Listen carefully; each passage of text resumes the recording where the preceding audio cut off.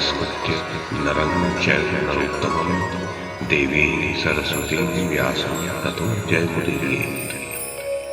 ओम नमो भगवते वासुदेवाय, ओम नमः पितामहाय, ओम नमः प्रजापतिभ्यः, ओम नमः कृष्णद्वैपायनाय, ओम नमः सर्वविघ्नविनायकेभ्यः।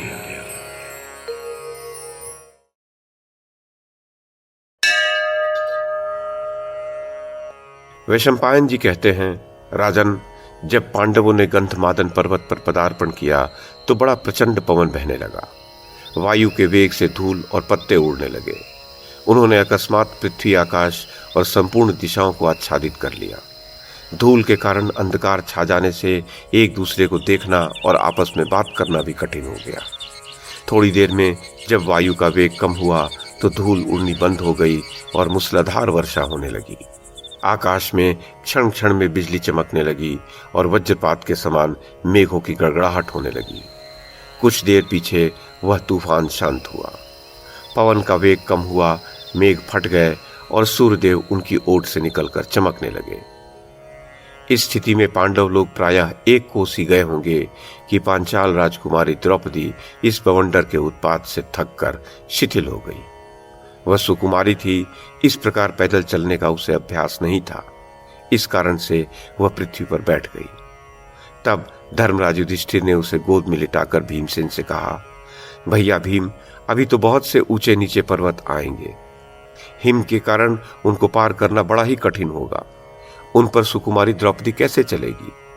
तब भीमसेन ने कहा, राजन, मैं स्वयं ही आपको, द्रौपदी को और नकुल सहदेव को ले चलूंगा। आप चिंता न करें।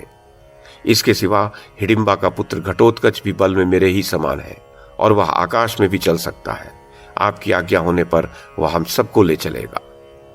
ये सुनकर धर्मराज ने कहा, तो भीम, तुम उसे यहां बुला लो। जन्मेजय, उनकी आज्ञा होने पर भीमसेन ने अपने राक्षस पुत्र का स्मरण किया और उनके स्मरण करते ही घटोत्कच वहां उपस्थित हो गया।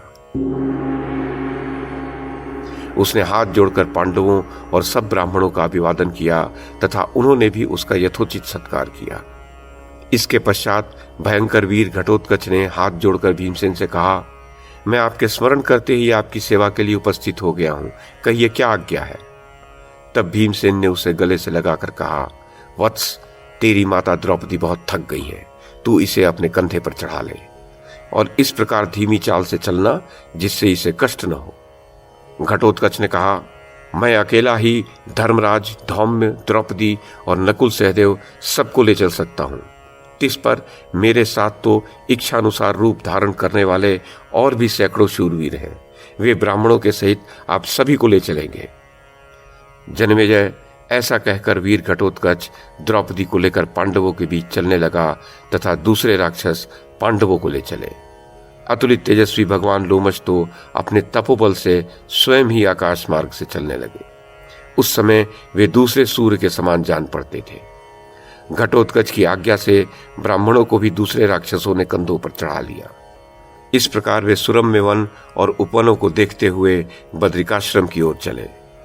राक्षस तो बहुत तीव्र गति से चलने वाले थे, इसलिए थोड़ी ही देर में वे उन्हें दूर ले गए।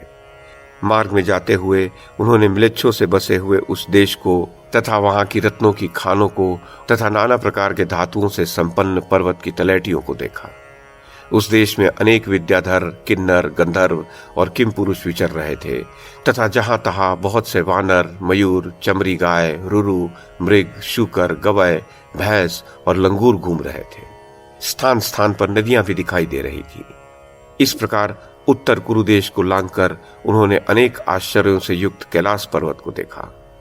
उसके पास ही नर नारायण के आश्रम के दर्शन किए। वो आश्रम दिव्य वृक्षों से सुशोभित था जो सदा ही फल फूलों से लदे रहते थे। वहां उन्होंने उस गोल टहनियों वाली मनोहर बद्री के भी दर्शन किए। उसकी छाया बड़ी ही शीतल और सघन थी तथा उसके पत्ते बड़े चिकने और कोमल थे।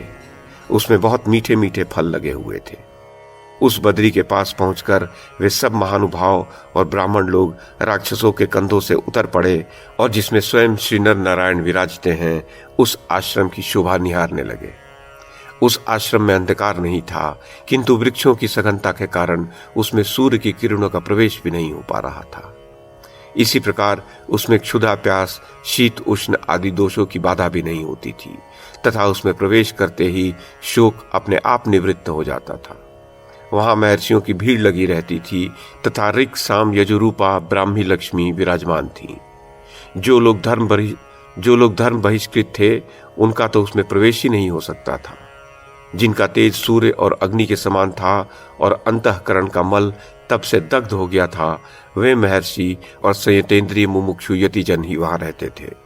उनके सिवा वहां ब्राह्मी स्थिति को प्राप्त अनेक ब्रह्मज्ञ महानुभाव भी रहते थे। जितेंद्रिय और पवित्रात्मा युधिष्ठिर अपने भाइयों सहित उन महर्षियों के पास गए। वे सब दिव्य ज्ञान संपन्न थे। उन्होंने जब महाराज युधिष्ठिर को अपने आश्रम में आते देखा तो वे प्रसन्न होकर आशीर्वाद देते हुए उनका स्वागत करने के लिए चले। उन महर्षियों का तेज अग्नि के समान था और वे निरंतर स्वाध्याय में लगे रहते थे। उन्होंने विधि पूर्वक धर्मराज का सत्कार किया तथा पवित्र जल, पुष्प, फल और मूल समर्पण किए। महाराज युधिष्ठिर ने भी बड़ी विनय से महर्षियों का सत्कार स्वीकार किया।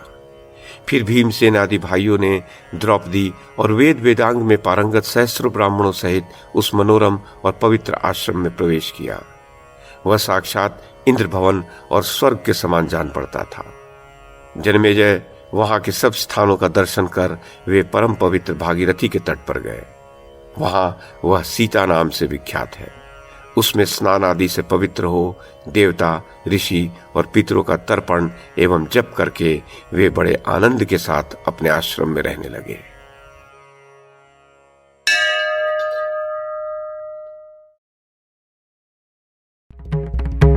YouTube के माध्यम से महाभारत की कथा को एक श्रृंखला के रूप में प्रस्तुत करने का हमारा ये प्रयास यदि आपको सराहनीय लगा हो तो कृपया इस कड़ी को लाइक और शेयर करें, चैनल को सब्सक्राइब करें और बेल आइकन को दबाएं। साथ में अन्य लोगों को भी देखने के लिए प्रेरित करें। धन्यवाद और नमस्कार।